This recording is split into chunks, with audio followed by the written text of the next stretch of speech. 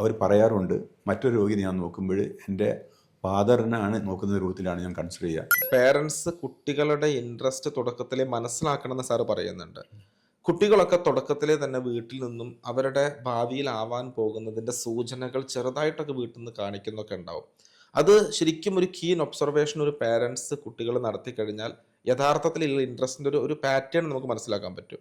എനിക്കൊന്ന് സാർ അത് തുടക്കത്തിലെ സാറിൻ്റെ മക്കളെ കാര്യത്തിൽ മനസ്സിലാക്കിയും തോന്നുന്നുണ്ട്. ആ ഒരു എക്സ്പീരിയൻസ് സാർ ഒന്ന് പറയൂ. ഇന്ന് സാറിൻ്റെ മകൾ ആ ഒരു മേഖലയിൽ പ്രവർത്തിക്കുന്നുണ്ട്. ആ ഒരു സ്റ്റോറി ഞങ്ങൾ കേൾക്കണം. എൻ്റെ മകൾക്ക് 2 പെൺകുട്ടികളാണുള്ളത്. അവർ ഞാൻ നോക്കി സൂക്ഷിച്ചപ്പോൾ അവരുടെ പ്രവൃത്തിയിൽ കാണുന്നത് മറ്റുള്ളവരെ പരിചരിക്കുന്നത് വലിയ സന്തോഷമായിരുന്നു. കുടുംബത്തിൽ വിഷമിക്കുന്ന ആൾക്കാരെയും അതുപോലെ തന്നെ മറ്റ് ജനങ്ങൾക്കും എന്തെങ്കിലും സഹായം വേണമെങ്കിൽ ശാരീരികമായിട്ടുള്ള കാര്യങ്ങൾക്ക് പോലും സഹായിക്കുന്നത് ഞാൻ കണ്ടിരുന്നു. അതുപോലെ തന്നെ ഈ എന്തെങ്കിലും ആവശ്യമുള്ള വ്യക്തിക്ക് വേദന കൊണ്ട് തുടയുന്ന ആൾക്കാർ അതിനാവശ്യമുള്ള മരുന്ന് എത്തിച്ചു കൊടുക്കുക. അതുപോലെ ഇങ്ങനെ മെഡിസിൻ സംബന്ധമായ കാര്യത്തിലേക്ക് താല്പര്യം കൂടുതൽ കുട്ടികൾ കാണിക്കുന്നുണ്ടെന്ന് ഞാൻ മനസ്സിലാക്കിയിരുന്നു.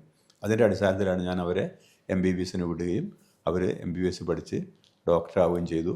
2 കുട്ടികളും ഇപ്പോഴും ഡോക്ടറായിക്കൊണ്ട് UK ജോലി ചെയ്യുന്നുണ്ട്. അപ്പോൾ എത്രാമത്തെ വയസ്സിലായിരുന്നു കുട്ടി ആ ഒരു കാര്യങ്ങൾ ഇങ്ങനെ കുട്ടികൾ നമ്മുടെ വേണ്ടപ്പെട്ട ഫാമിലീസിനൊക്കെ പറ്റാവുന്ന പോലെ ഒന്ന് കെയർ ചെയ്യുന്നതൊക്കെ സാറ് നോട്ടീസ് ചെയ്തൊരു ഞാൻ നോട്ടീസ് ചെയ്ത പ്രായം എന്ന് പറഞ്ഞാൽ കുട്ടി 10 മുതൽക്ക് 14 വയസ്സ് വരെയുള്ള സമയങ്ങളിലാണ് കൂടുതൽ നോട്ടീസ് ചെയ്തത്. കാരണം ഹൈസ്കൂളിൽ എത്തുന്ന ആ സമയങ്ങളാണ് കൂടുതൽ കുട്ടികളുടെ ഈ ചേഷ്ടകൾ എനിക്ക് മനസ്സിലാക്കാൻ കഴിഞ്ഞത്.